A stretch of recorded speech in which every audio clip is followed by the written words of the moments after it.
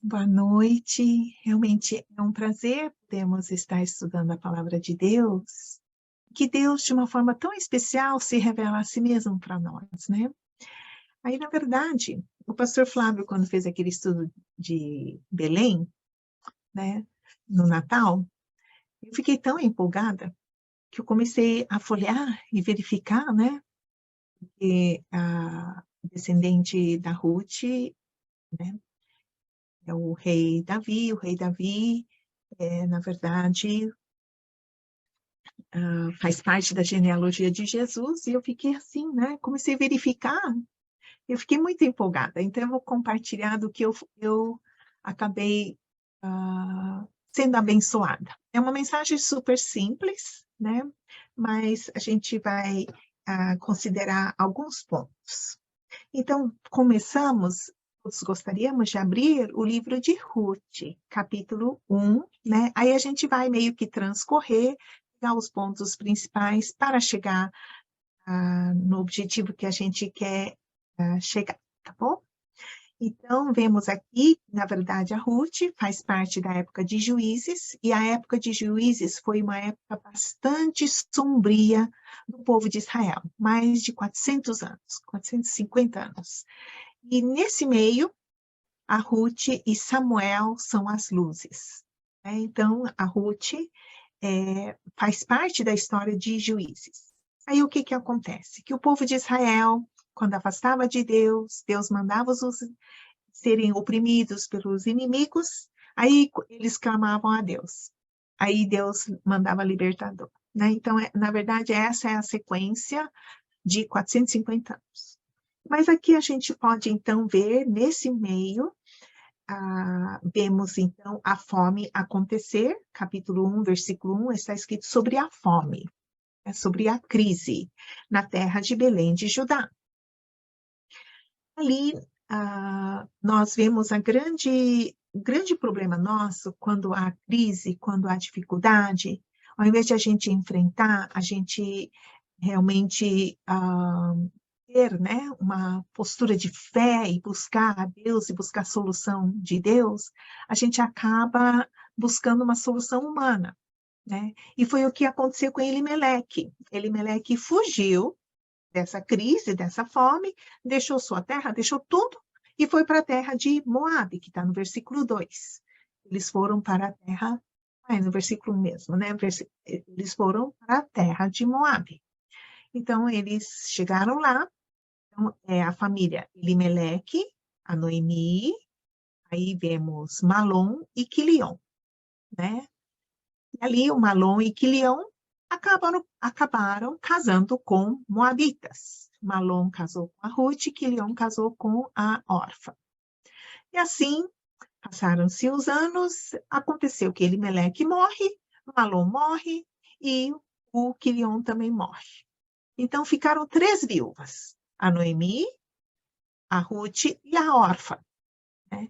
Aí a Noemi, ela falou assim, bom, eu não posso mais ter filhos, né? Então, Orfa e Ruth e Orfa, vão embora para suas casas, porque eu não posso mais dar filho para vocês poderem casar, né? Então, o que que a Orfa, ela então decide e vai embora, né? A Noemi até fala assim que a experiência foi tão amarga, tão dura, que ela não me chame mais de Noemi, mas me chame de Mara, que é amarga, né? E assim nós podemos ver esse momento de despedida, que a Orfa realmente vai embora.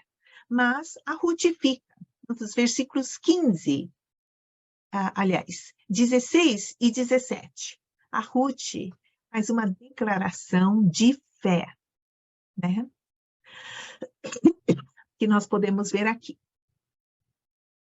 Disse, porém, Ruth, não me instes. Acho que eu vou pedir para alguém ler, porque eu estou ainda com resquícios de tosses, chá. 1, 16, 17. Alex, você pode ler? Sim. Ruth, porém, respondeu: Não insistas comigo que te deixe e não mais a acompanhe. Aonde fores, irei, Aonde ficares, ficarei. O teu povo será o meu povo, e o teu Deus será o meu Deus. Onde morreres, morrerei, e ali serei sepultada. Que o Senhor me castigue com todo rigor, se outra coisa que não a morte me separar de ti. Olha que coisa mais linda, né? A gente pode entender isso como o passo de fé, de conversão. A Ruth realmente escolhe o Deus de Israel, né? E ela aceita esse Deus de Israel. E assim, enquanto isso, eles ouviram que a terra de Belém começou até a ceifa, né? Que a fome já tinha acabado, né? Então, elas decidem voltar, né? A gente pode ver isso no versículo 22. 1:22. Foi assim que Noemi voltou das terras de Moabe, com sua nora Ruth, a moabita. Elas chegaram a Belém no início da colheita da cevada. Certo. Então, elas chegaram, e ali, então, a gente pode ver a fome, o primeiro versículo, e o começo da colheita, o último versículo de capítulo 1. E assim elas chegam.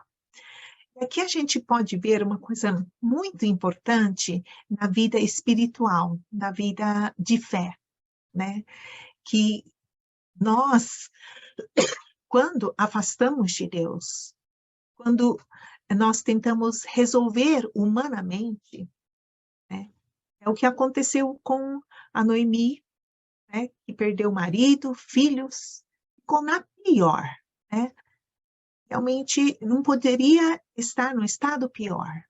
Mas quando elas tomam a decisão de fé para voltar, agora a gente pode ver uma nova realidade, né? E ali a gente vê o início da colheita. Como Deus deseja que todos nós realmente não busquemos recursos, respostas, soluções humanas, mas que nós possamos sempre tomar o passo de fé, de confiar em Deus, de buscar a solução de Deus, né? Porque a solução humana acaba no que acabou com a família de Elimeleque, né? Aí chegaram. E podemos ver no capítulo 2, onde a Ruth, né? Porque viúva naquela época era a pior situação que poderia encontrar alguém. Desamparada, sem profissão, porque naquela época a mulher não trabalhava, né? Totalmente assim, sem chão, sem recurso, sem nada. Mas olha só que mulher de garra é a Ruth. Ela arregaça a manga e olha só, não só é uma pessoa de coragem, de realmente enfrentar, né, essa situação de desolação, de abandono, né, de desamparo, ela não vai ficar, ai, coitado de mim, né? Ela toma atitude e com humildade pede para Ruth. Capítulo 2, versículo 2.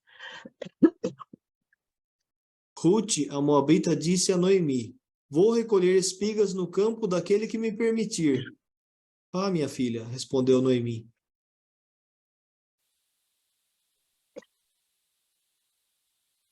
Então, olha como que é especial isso, né? Que a Ruth, humilde, sem preguiça, com coragem, né, com atitude, ela encara a dificuldade com a cabeça erguida, com disposição, né, disposta para trabalhar, sem realmente, né, nenhuma acomodação, né? Então, a gente pode ver dali que ela, na verdade, sabendo ou não sabendo, ela conseguiu o favor, tá? Vamos abrir aqui em capítulo 24 de Deuteronômio 19, tem a lei que favorece essa condição, né? Então, estava começando a colheita, e a colheita lá em Israel não podia colher completamente, né? Essa era a lei, para deixar um pouco para trás, né, derrubado, sem limpar completamente, para deixar para os pobres, órfãos, viúva, né, e estrangeiros, para realmente poder pegar, né? Então, a gente pode ver isso em Deuteronômio 24:19. Quando vocês estiverem fazendo a colheita da sua lavoura e deixarem um feixe de trigo para trás, não voltem para apanhá-lo. Deixem-no para o estrangeiro, para o órfão, para a viúva, para que o Senhor, seu Deus, os abençoe em todo o trabalho das suas mãos. Olha só, né? E lei de Deus é maravilhoso, né? Deus atenta para os necessitados, Deus realmente deixa ali escrito, né? E a Ruth, né, não só teve toda essa coragem, disposição, mas teve todo esse favor a ela, né? Viúva, estrangeira, pobre, sem nada, né? Mas ela foi colher, trabalhar, né? E ali o Boaz percebe a presença dessa mulher, né? Diferente, né? E se a gente pode falar né, no vocabulário atual, né? Talvez não chegasse a ficar apaixonado, mas assim, né? Fica maravilhado, né? Nossa, né? Ficar realmente ah, viu nela alguém tão diferente. Então, o que que o Boaz fala? Deixa mais. Olha só, né? Deixa cair mais, né? Então, nessa lei, ele ainda acrescentou, né? O que a gente pode ver em Ruth, capítulo 2, versículo 7. E ela me pediu que Ah, ela... não, não, desculpa. não é ali, não. Ah, bom, só fica por isso, tá? Desculpe, porque, na verdade, aqui, versículo 16.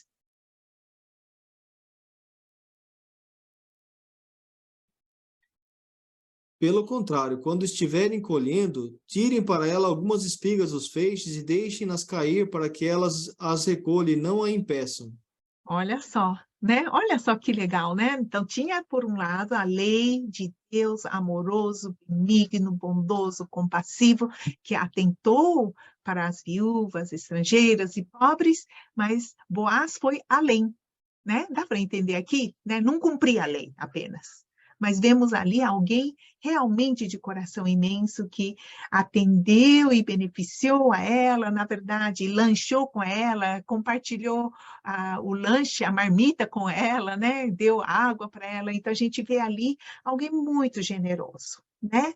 Aí a Ruth volta para casa e conta dessa experiência, e a gente vê no versículo 20, a Noemi já atenta para mais uma lei, tá? Capítulo 2, versículo 20. E Noemi exclamou: Seja ele abençoado pelo Senhor, que não deixa de ser leal e bondoso com os vivos e com os mortos. E acrescentou: Aquele homem é nosso parente, ele é um dos nossos resgatadores. Isso, resgatadores, remidores. Podemos ver Deuteronômio 25, 5 e 6. É essa outra lei que Deus deixou para o caso como o de Noemi, que Elimeleque tinha morrido, que Quilion tinha morrido, né? E o Malom tinha morrido, nesse caso, né? E também eles tinham perdido a terra, né? A terra deles, porque na seca, na fome, eles tinham deixado as suas casas, suas possessões, e ali eles tinham morrido. Então, eles estavam realmente numa condição bastante precária, mas a lei protege esse caso. Quando isso acontecesse, né, o remidor viesse a casar com a viúva para dar continuidade à descendência e garantisse a herança, comprasse a terra de novo para que a herança fosse garantida. Esse era o trabalho do remidor. 25, 5 e 6. Se dois irmãos morarem juntos e um deles morrer sem deixar filhos, a sua viúva não se casará com alguém de fora da família, O irmão do marido se casará com ela e cumprirá com ela o dever de cunhado. O primeiro filho que ela tiver levará o nome do irmão falecido, para que o seu nome não seja apagado de Israel. Olha só, né? Então, nós podemos ver, e ali fala mais outros detalhes, Sim. mas, em suma, né? Há aqui a lei que favorece para que o nome da família de Elimeleque, né? E assim por diante, aqui nesse caso, a Ruth foi a esposa do filho mais velho, então, do Malom, né? Elimeleque e Malom, para que pudesse dar continuidade ao nome da família e também à herança da família. Então, o remidor tinha essa responsabilidade, o resgatador tinha essa responsabilidade de dar essa continuidade da família e também garantisse a sua herança. Olha só, né?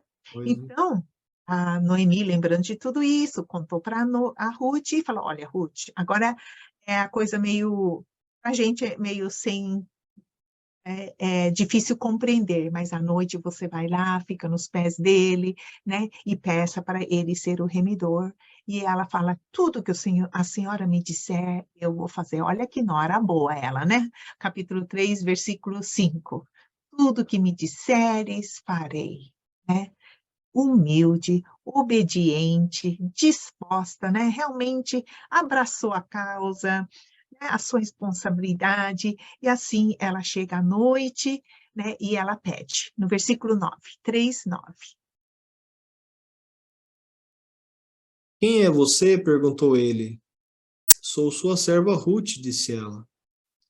Estenda a sua capa sobre a sua serva, pois o Senhor é resgatador. Né? Então, por favor, né? Seja o meu remidor, seja o meu resgatador, porque bem sabes que essa é a minha condição, né? Sou viúva do filho primogênito de Elimeleque.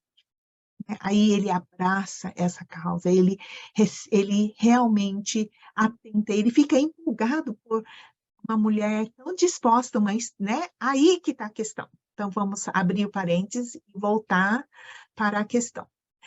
Na verdade, tem a lei que os israelitas não podiam casar com Moabita. Vamos ver? Capítulo 23, 3-5. Deuteronômio, capítulo 23, 3-5.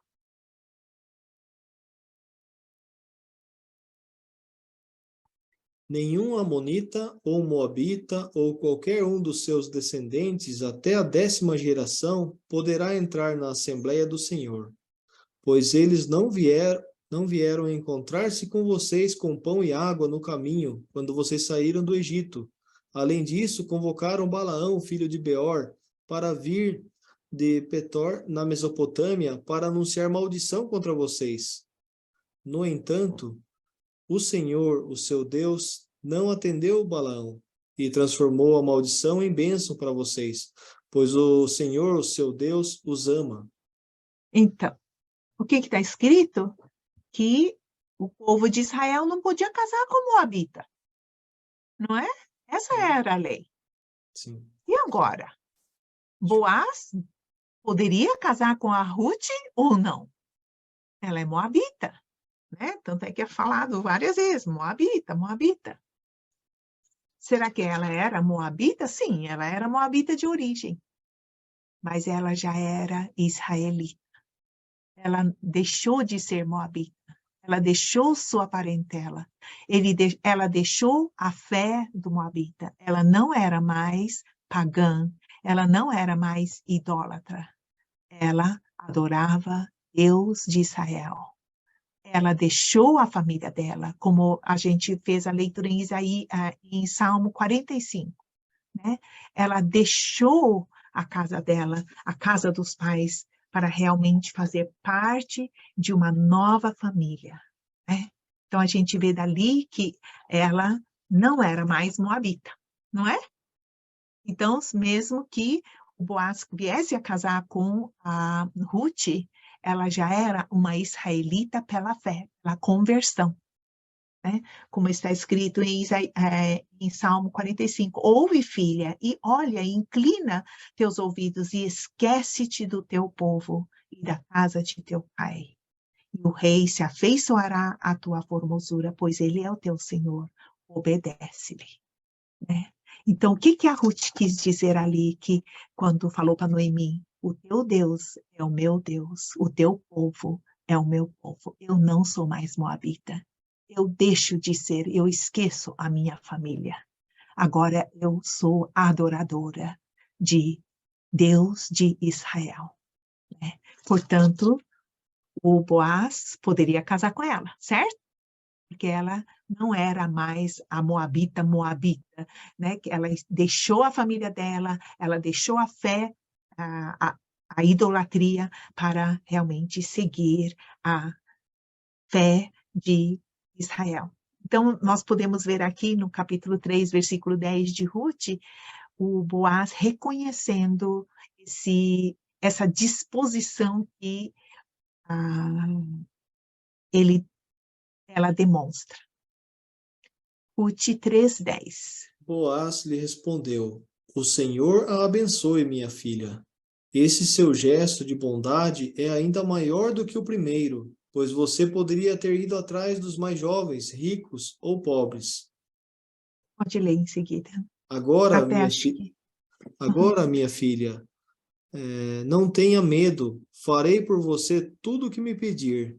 Todos os meus concidadãos sabem que você é mulher virtuosa.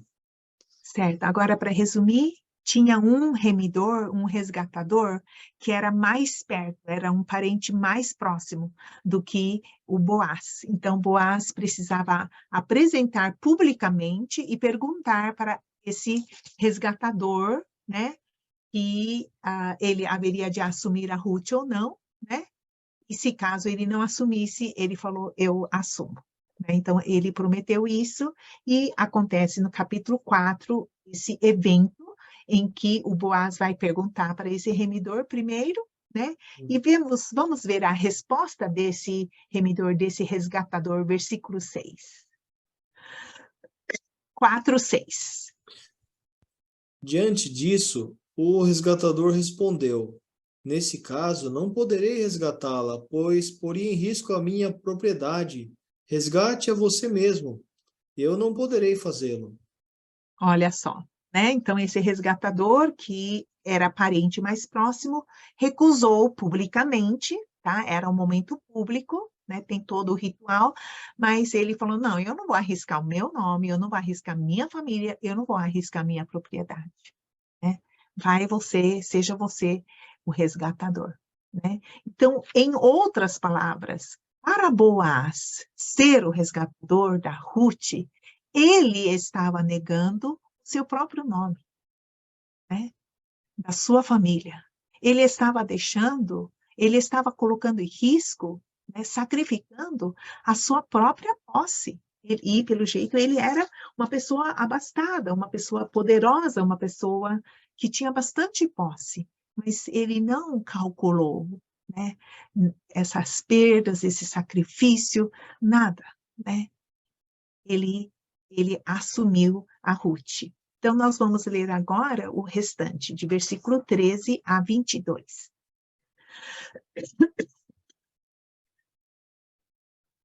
Boaz casou-se com Ruth e ela se tornou sua mulher. Boaz a possuiu e o Senhor concedeu que ela engravidasse e desse à luz um filho. As mulheres disseram a Noemi: Louvado seja o Senhor que hoje não a deixou sem resgatador, que o seu nome seja celebrado em Israel. O menino lhe dará nova vida e a sustentará na velhice, pois é filho da sua nora, que a ama e que lhe é melhor do que 7 filhos. Noemi pôs o menino no colo e passou a cuidar dele. As mulheres da vizinhança celebraram o seu nome e disseram: Noemi tem um filho. E lhe deram o nome de Obed. Esse foi o pai de Jessé, pai de Davi. Esta é a história da descendência de Pérez. Pérez gerou Esrom, Esrom gerou Rão, Rão gerou Aminadab, Aminadab gerou Naasson. Naasson gerou Salmão. Salmão gerou Boaz. Boaz gerou Obed. Obed gerou Jessé. E Jessé gerou Davi.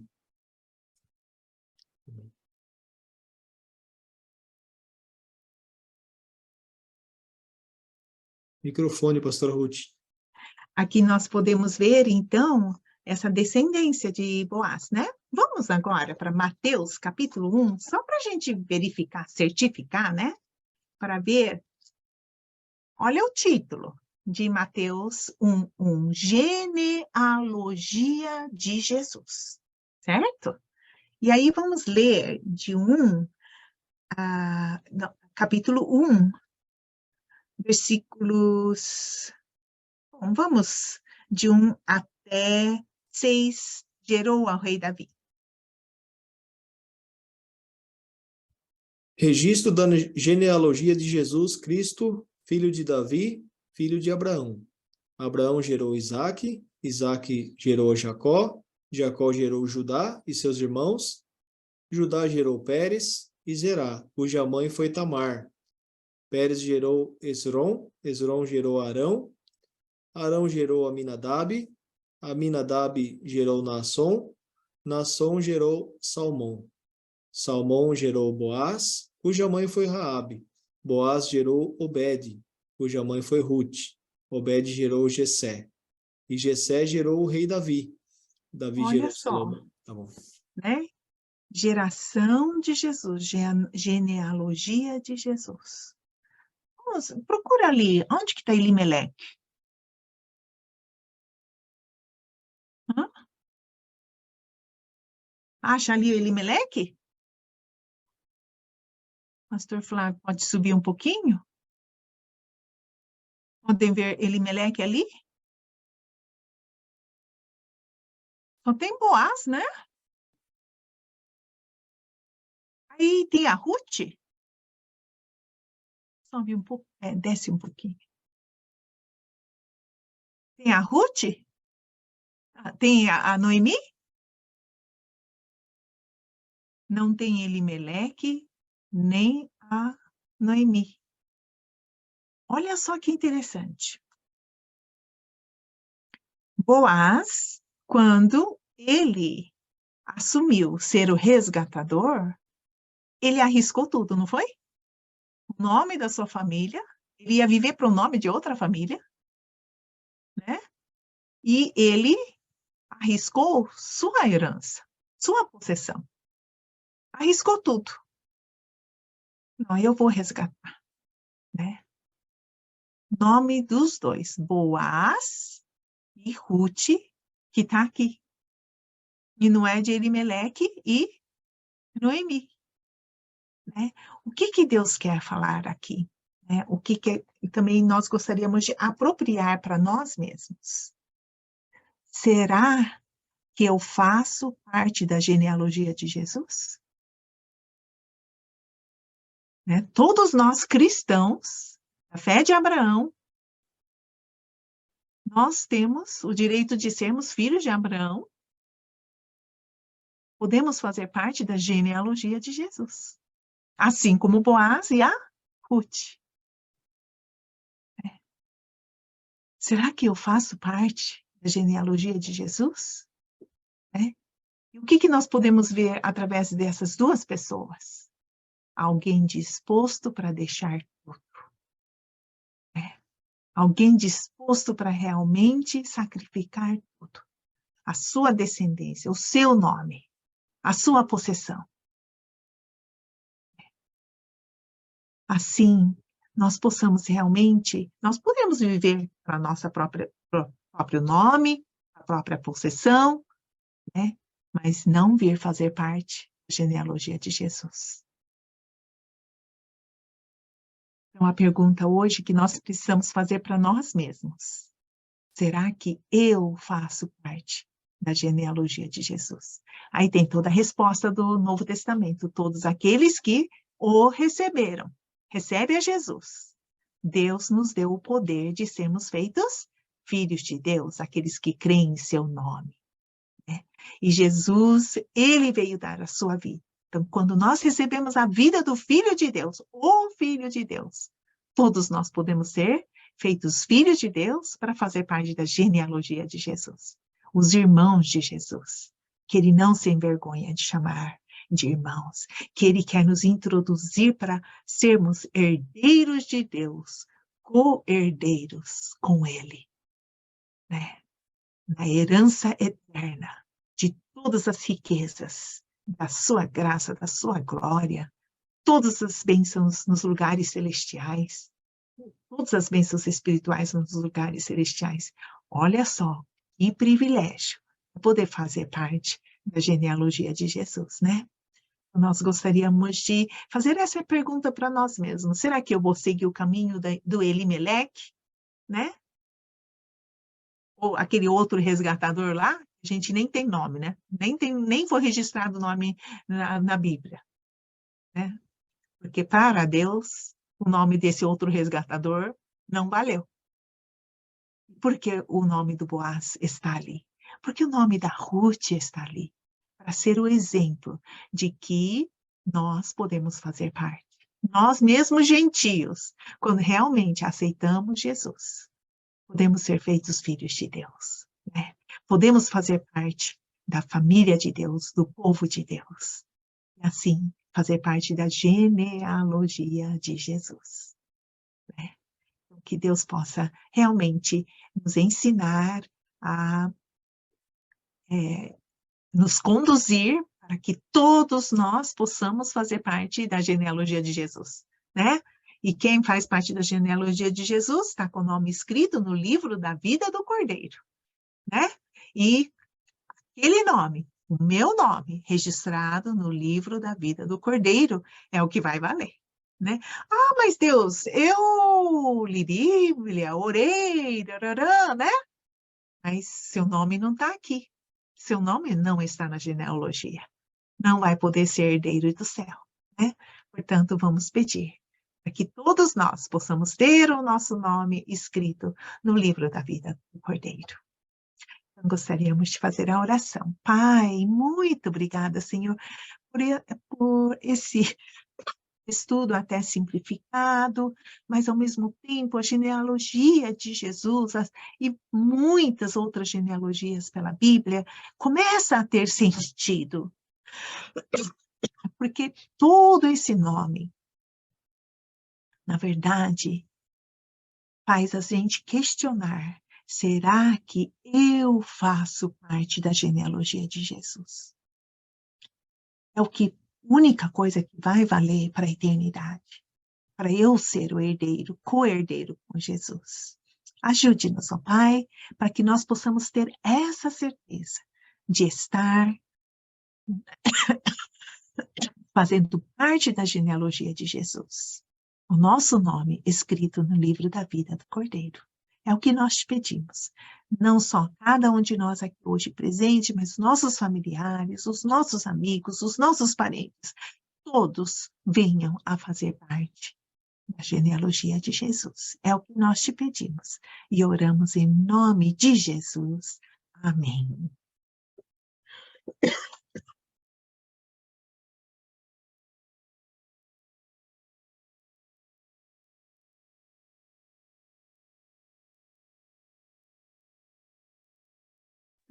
Só um momentinho, tô voltando as pessoas para a sala de japonês.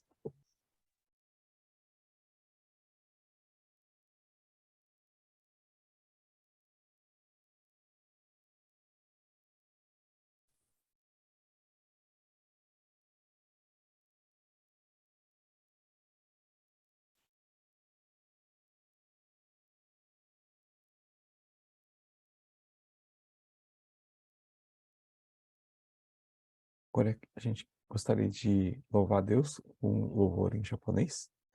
Alex, poderia colocar, por favor?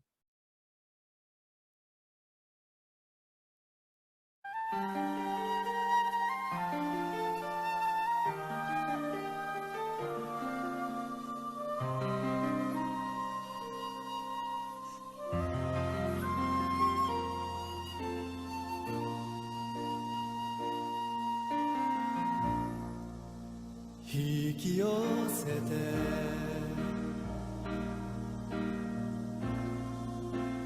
いつまでも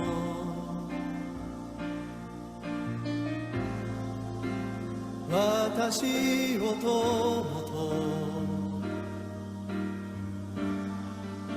呼ぶ声聞かせて求めます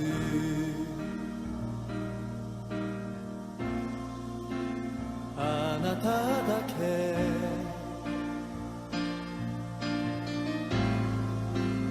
かけがえのない温かな腕に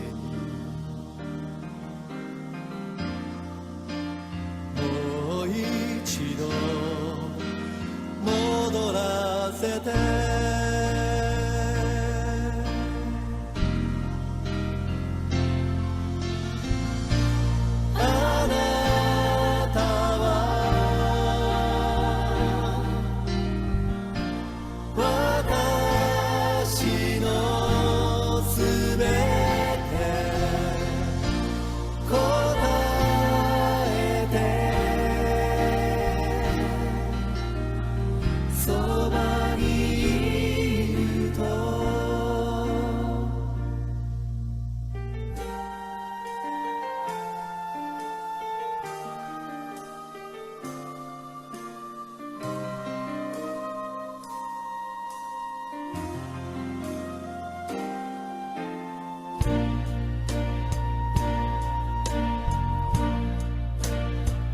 引き寄せて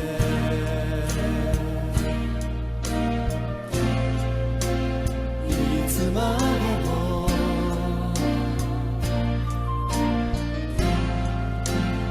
私を友と呼ぶ声聞かせて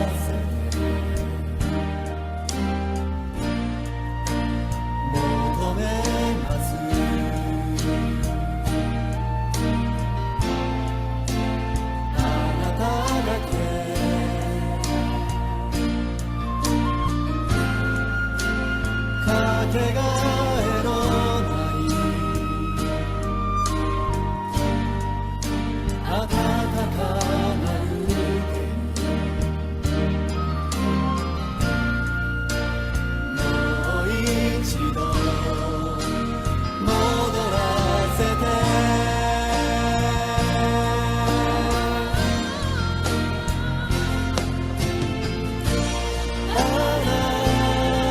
あなた私のすべて答えてそばにいるとあなたは